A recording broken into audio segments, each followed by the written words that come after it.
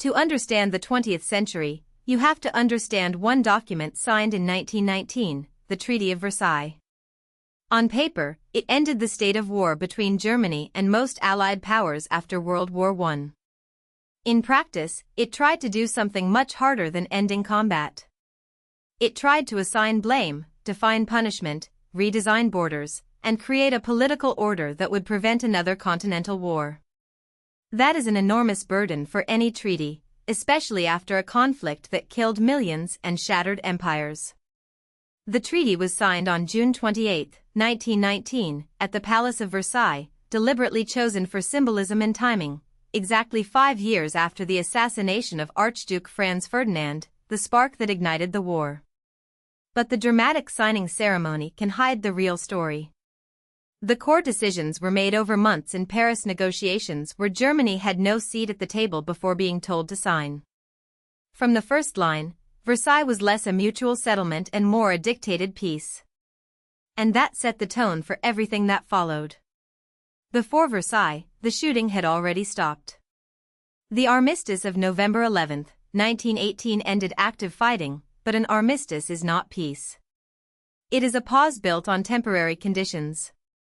The Allies still had to answer the hardest post-war questions: how to secure France, how to weaken Germany without total collapse, how to satisfy public demands for accountability, and how to rebuild a devastated Europe.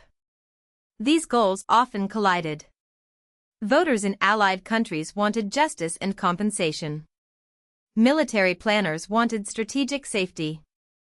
Economic thinkers warned that crushing Germany could poison Europe's recovery. National leaders also had domestic pressures, and those political pressures traveled directly into negotiation rooms. So the treaty that emerged was not a clean plan created by one coherent vision. It was a compromise between fear, revenge, security concerns, legal argument, and political theater.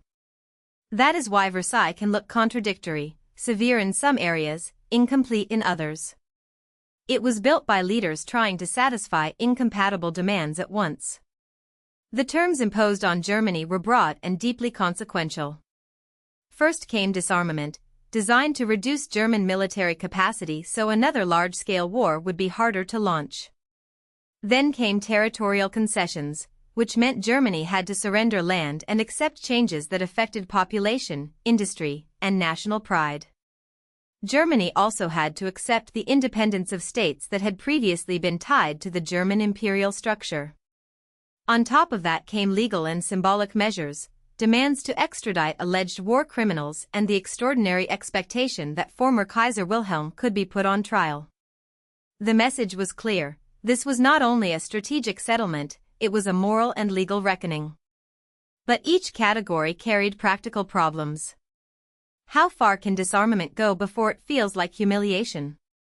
How do border changes produce stability when people on the ground may feel newly trapped in contested identities?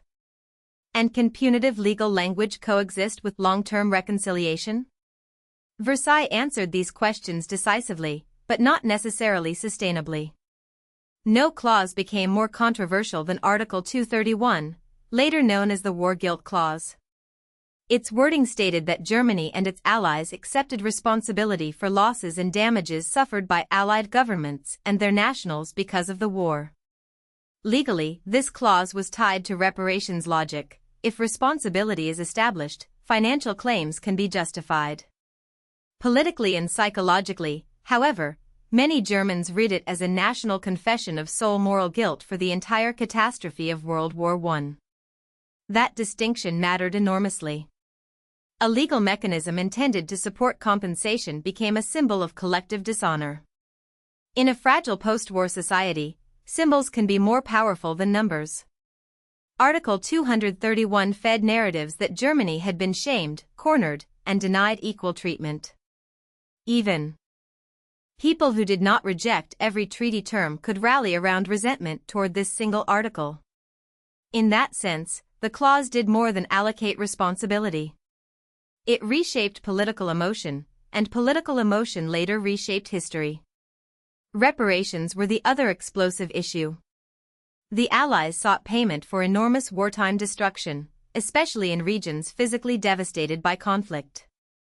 That demand had moral force. Cities, infrastructure, and families had suffered profoundly. But reparations were never just moral accounting. They were also macroeconomics, state capacity, and social stability. Critics such as economist John Maynard Keynes argued the settlement was a Carthaginian peace, meaning a punishment so severe it would be self-defeating.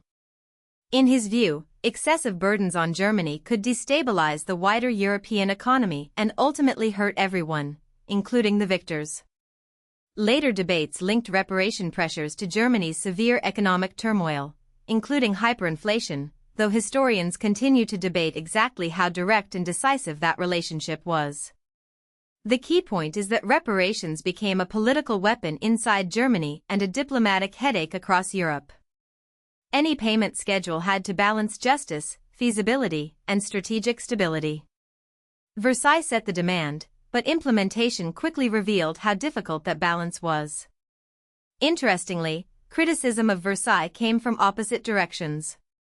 Keynes and many later critics said it was too harsh and economically reckless. Yet French Marshal Ferdinand Foch famously warned it was too lenient, predicting the arrangement looked less like true peace and more like a temporary truce. How can one treaty be both too harsh and too soft? Because different observers were measuring different risks. Those focused on economics and legitimacy feared humiliation would breed revisionism. Those focused on security feared Germany still retained enough potential power to rise again once conditions changed. Both concerns had evidence behind them. Germany was heavily constrained, but not permanently incapacitated. It was punished, but not politically integrated into a stable new order. This dual failure explains why Versailles satisfied almost no one. It neither reconciled Germany nor reassured all neighbors. In strategic terms, it sat in a dangerous middle ground, punitive enough to generate grievance, insufficiently transformative to eliminate future rivalry. The diplomatic structure around Versailles deepened its fragility. The United States, despite playing a major role in wartime victory and peace discussions, never ratified the treaty. Instead, it later made a separate peace with Germany based on similar foundations. That decision mattered because American participation could have strengthened enforcement credibility and political legitimacy. Without full U.S. commitment to the treaty framework, the post-war order lacked one of its potentially stabilizing pillars. At the same time, the broader peace architecture was fragmented.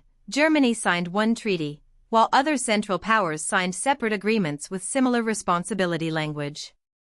Rather than producing a universally trusted new system, post-war diplomacy produced layered, uneven obligations across multiple documents and national contexts. In theory, treaties can close wars.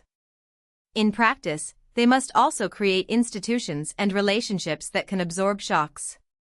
Versailles had ambition but limited cohesion, and that made every economic or political crisis more dangerous in the 1920s and 1930s. As reality set in, parts of the Versailles system had to be revised. The reparation framework was reorganized through the Dawes Plan and later the Young Plan, both attempts to reduce pressure and make payments more workable. These were not minor technical edits.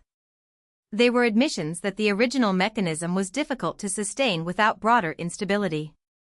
At the diplomatic level, the Locarno treaties improved relations between Germany and other European states, signaling a temporary opening for cooperation and normalization. So if you look only at the mid-1920s, you could argue Europe was learning and adapting. But adaptation came with a hidden cost. Every revision could also reinforce the belief that the original peace had been flawed from the start.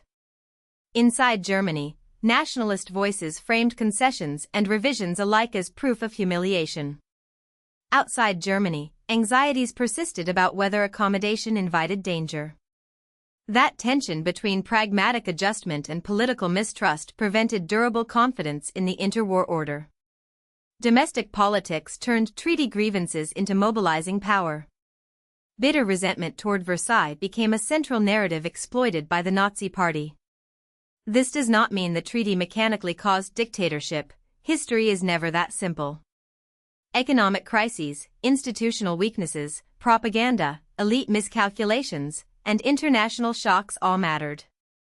But Versailles provided potent emotional and rhetorical material: humiliation, injustice, betrayal, and national restoration. Those themes helped extremists connect personal hardship to a larger story of collective victimhood. Once that story took hold, moderate compromise became harder to defend. International agreements were recast as chains, not frameworks. Opponents were labeled weak or traitorous. The lesson here is political as much as historical. The legitimacy of peace matters as much as its legal text. A settlement seen as permanently dishonoring one side can become a recruitment platform for movements that promise revenge. In the end, resentment around Versailles became one contributing force in the chain leading to a Second World War. There is also a common misconception worth correcting. People often speak of a single Versailles conference happening in the palace itself. In reality, most negotiations happened in Paris, including meetings among the major Allied leaders, often called the Big Four, at the French Foreign Ministry on the Quai d'Orsay. The palace hosted the symbolic climax, the signing ceremony. This distinction matters because symbolism and substance worked differently. The palace setting projected historical drama and victorious authority. The Paris negotiations revealed messy bargaining, conflicting objectives, and unresolved tensions. When we collapse those two layers into one image, we risk misunderstanding why the treaty looked coherent in public yet unstable in operation.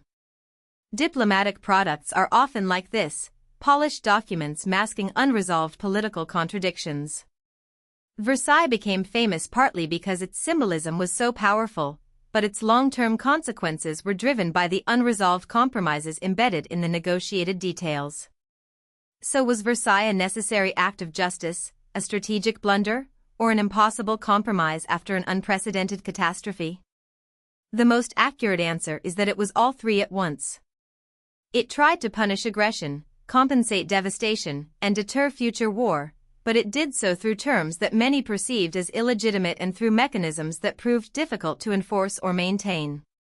It sought security without true reconciliation and accountability without shared ownership of the peace process. The treaty's legacy is not just about 1919.